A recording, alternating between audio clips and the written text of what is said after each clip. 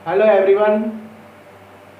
आज हम बात करेंगे सिंथेसिस के रूल की, जिसमें आप सिंपल सेंटेंस बनाना सीख रहे हैं। सिंपल सेंटेंस बनाने के दो रूल्स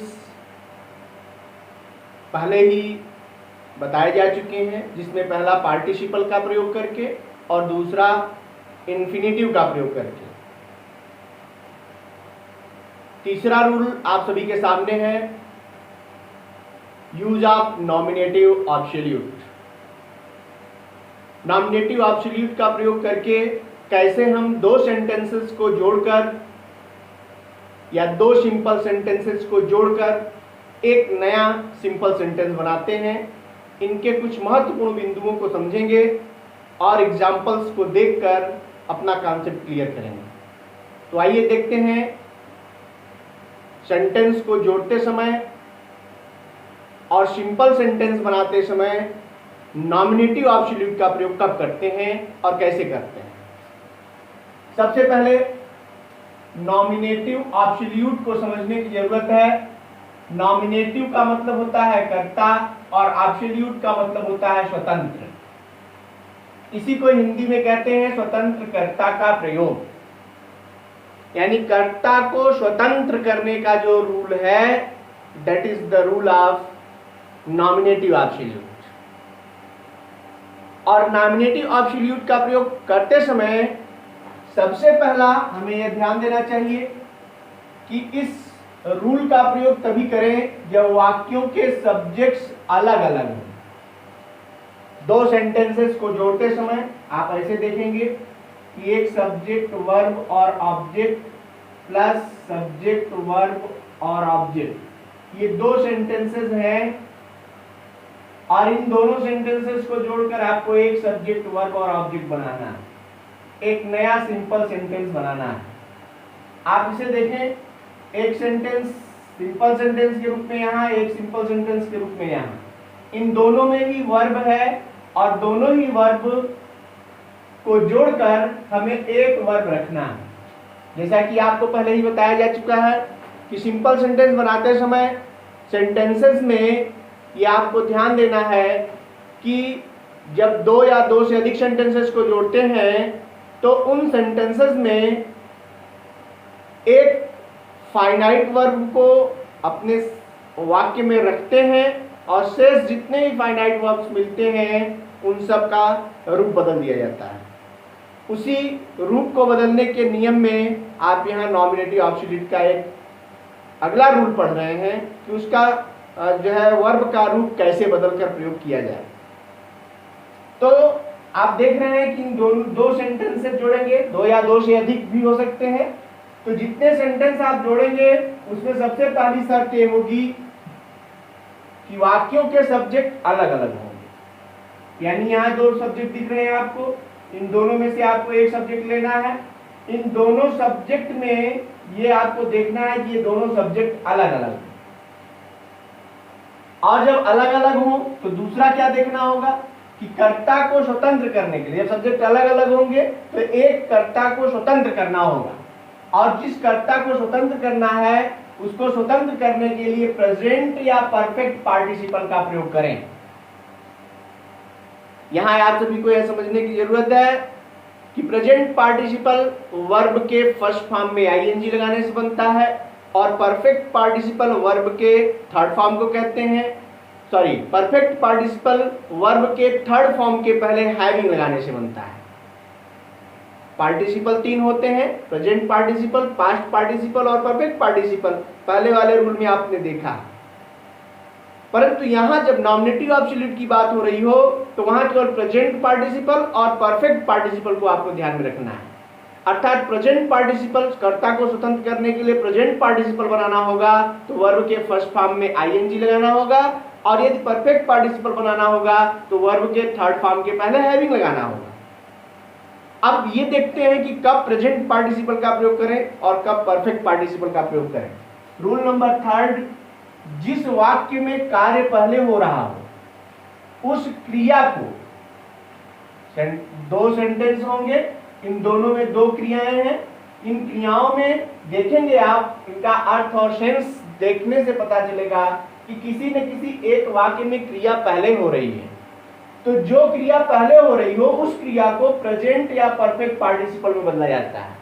पहले सर कि क्रियाओं को देखिए, उन क्रियाओं में जितने सेंटेंस होंगे उतनी क्रियाएं होंगी, तो उन क्रियाओं में देखें कि उन क्रियाओं में सबसे पहले कौन सी क्रिया हो रही है। जो क्रिया सबसे पहले हो रही है उसको या तो प्रेजेंट पार्टिसिपल में बदलेंगे या परफेक्ट पार्टिसिपल में बदलेंगे। रूल नंबर 4 आपको यह ध्यान देना है कि जब पहले होने वाली क्रिया टू बी की क्रिया हो, जिसे हम इज, एम, आर, वाज, वर के रूप में जानते हैं, तो उसे प्रेजेंट पार्टिसिपल में प्रयोग कर दीजिए, प्रेजेंट पार्टिसिपल में बदल दीजिए। अर्थात टू बी क्रिया का फर्स्ट फॉर्म बी और बी में आईएनजी लगाएंगे तो हो जाएगा बीइंग। ध्यान देने की जरूरत है, क्योंकि प्रेजेंट पार्टिसिपल तो किसी भी क्रिया में बन सकती है, लेकिन नॉमिनेटिव एब्सोल्यूट में केवल टू बी की क्रिया को प्रेजेंट पार्टिसिपल में बनाया जाएगा। आगे रूल देखते हैं, परफेक्ट पार्टिसिपल का प्रयोग करेंगे तो पहले होने वाली क्रिया यदि टू बी को छोड़कर कोई क्रिया है तो उसे परफेक्ट पार्टिसिपल में बदल दीजिए। टू बी की क्रिया है तो प्रेजेंट पार्टिसिपल अर्थात वर्ब के फर्स्ट फॉर्म में बी में आईएनजी लगाएंगे, बीइंग हो जाएगा। और जब परफेक्ट पार्टिसिपल यानी इसको छोड़ करके यदि कोई क्रिया है सेंटेंस में तो उसे परफेक्ट पार्टिसिपल अर्थात वर्ब के थर्ड फॉर्म के पहले हैविंग लगाया जाएगा। जैसे अब आप एग्जांपल्स की ओर चलेंगे तो आपका कॉन्सेप्ट क्लियर होगा। हमने यहाँ एग्जांपल्स दे रखा है। सबसे पहला है द गेम वाज ओवर, ये एक सेंटेंस हो गया। दूसरा सेंटेंस है ऑल लेफ्ट द फील्ड, खेल पूरा हो गया या समाप्त हो गया। ऑल लेफ्ट द फील्ड, सभी ने मैदान छोड़ दिया। अब आप देख रहे हैं कि इसमें दो क्रियाएं हैं, एक हो गया गेम का ओवर होना और एक हो गया सभी ने मैदान को छोड़ दिया। दो क्रियाएं।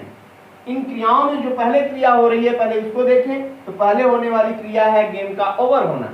तो ये जो क्रिया है ये पहले हो रही है और यहाँ पर क्रिया के रूप में टू बी की क्रिया है इज, एम, आर, वाज या वर है। ध्यान दीजिएगा, ये हेल्पिंग वर्ब के रूप में होगा तब ये रूल लागू नहीं होगा। जब ये मेन वर्ब के रूप में है तब ये रूल लागू हो रहा है, जिसको प्रेजेंट पार्टिसिपल में बदल दिया जाएगा। तो अब इस सब्जेक्ट को स्वतंत्र करना होगा क्योंकि इसका कार्य पहले हो रहा है। तो सब्जेक्ट को स्वतंत्र करने के लिए आप लिखेंगे पहले सब्जेक्ट को यानी द गेम, उसके बाद वाज या वर के स्थान पर बीइंग का प्रयोग हो जाएगा क्योंकि वर्ब के फर्स्ट फॉर्म में आईएनजी लगाकर प्रेजेंट पार्टिसिपल का प्रयोग करेंगे। द गेम बीइंग ओवर,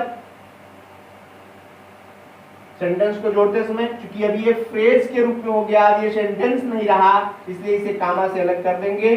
फिर लिखेंगे ऑल लेफ्ट द फील्ड। इस तरह आपने देखा कि टू बी की क्रिया जब मुख्य क्रिया के रूप में प्रयोग की गई है तो उसे प्रेजेंट पार्टिसिपल अर्थात वर्ब के फर्स्ट फॉर्म में आईएनजी लगा करके सब्जेक्ट को स्वतंत्र कर दिया गया। यहाँ इस सब्जेक्ट का अब प्रभाव इस सेंटेंस पर नहीं है, इसलिए ये पूरा फ्रेज हो गया, अब ये सेंटेंस नहीं रहा। नेक्स्ट देखते हैं द बेल रैंग, घंटी बजी। द बॉयज केम आउट, लड़के बाहर आ गए। ध्यान दीजिए, इसके भी सब्जेक्ट अलग अलग हैं, सब्जेक्ट दोनों के अलग अलग होने चाहिए। ये सबसे पहला रूल यही है कि सब्जेक्ट अलग अलग हो। दूसरा, कर्ता को स्वतंत्र करने के लिए प्रेजेंट या परफेक्ट पार्टिसिपल का प्रयोग करें। तीसरा, जिस वाक्य में कार्य पहले हो रहा हो उस क्रिया को प्रेजेंट या परफेक्ट पार्टिसिपल में बदलें। चौथा, पहले होने वाली क्रिया को टू बी में हो तो उसे प्रेजेंट पार्टिसिपल में बदलें। पांचवा, पहले होने वाली क्रिया टू बी को छोड़कर अन्य कोई है तो परफेक्ट पार्टिसिपल में बदल दीजिए। जैसा कि आप यहाँ देख रहे हैं सब्जेक्ट अलग अलग है और ये जो है क्रिया पहले ही हो रही है घंटी बजने की, फिर लड़के बाहर आ गए, यानी दूसरे बात पहले बजने का कार्य हुआ, घंटी के बजने का, फिर बच्चों के बाहर आने का। तो पहले होने वाली क्रिया को अब प्रेजेंट या परफेक्ट पार्टिसिपल में बदलेंगे। तो यहाँ परफेक्ट पार्टिसिपल में बदलेंगे, क्यों? क्योंकि इसकी क्रिया टू बी नहीं है। तो परफेक्ट पार्टिसिपल बदलने के लिए क्या करते हैं, आपको पता है कि वर्ब के थर्ड फॉर्म के पहले हैविंग लगाते हैं। अर्थात ये हो गया द बेल, सब्जेक्ट हो गया, इसको स्वतंत्र कर रहे हैं परफेक्ट पार्टिसिपल से। परफेक्ट पार्टिसिपल बनेगा हैविंग थर्ड फॉर्म के साथ, हैविंग रंग कॉमा लगा देंगे, द बॉयज केम आउट। ये हुआ आपका सेकेंड।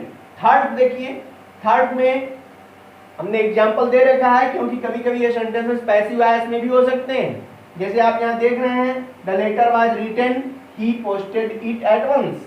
यहाँ आप देखेंगे कि सब्जेक्ट अलग अलग है और क्रिया भी दो हो रही है, और दोनों क्रिया में सबसे पहले क्रिया होगी पत्र लिखे जाने का। पत्र लिख दिया गया, उसने इसे तुरंत छोड़ दिया या पोस्ट कर दिया, अर्थात पहले हो रही है पत्र लिखने का कार्य, और पहले लिखने का कार्य ये पैसिव वॉइस में है। और ये वाज या वर, अब आप इसको टू बी से अलग करके देखेंगे, क्योंकि टू बी की जो मुख्य क्रिया होगी ये मेन वर्ब के रूप में होनी चाहिए, और यदि मेन वर्ब के रूप में नहीं है तो इसके साथ ये यानी परफेक्ट पार्टिसिपल का प्रयोग किया जाएगा, वो भी परफेक्ट पार्टिसिपल पैसिव वॉइस में, क्योंकि ये पैसिव वॉइस का सेंटेंस है। आप समझ रहे हैं, वाज या वर के साथ थर्ड फॉर्म लगाने से passive voice past indefinite tense बनता है। पैसिव वॉइस का कॉन्सेप्ट क्लियर करने के लिए आप मेरे YouTube चैनल के प्लेलिस्ट में पैसिव वॉइस के ऑप्शन में जाइए, और उसमें आपको पूरा चार्ट मिल जाएगा, उसमें आप अपना कॉन्सेप्ट क्लियर कर सकते हैं। एक वीडियो के माध्यम से 10 मिनट की, मात्र 10 मिनट की एक वीडियो से आप पैसिव वॉइस का पूरा कॉन्सेप्ट क्लियर कर सकते हैं। उसे जरूर देखें ताकि सेंटेंसेस को समझने में आसानी हो सके। तो यहाँ आपने देखा कि ये पैसिव वॉइस का सेंटेंस है। जब आप इसको जो है दोनों सेंटेंसेस को जोड़ेंगे according to the rule of nominative absolute, तो सबसे पहले लिखेंगे द लेटर हैविंग। आपको पता है कि परफेक्ट पार्टिसिपल का पैसिव वॉइस हैविंग बीन के साथ बनता है। Having been plus verb third, having been written,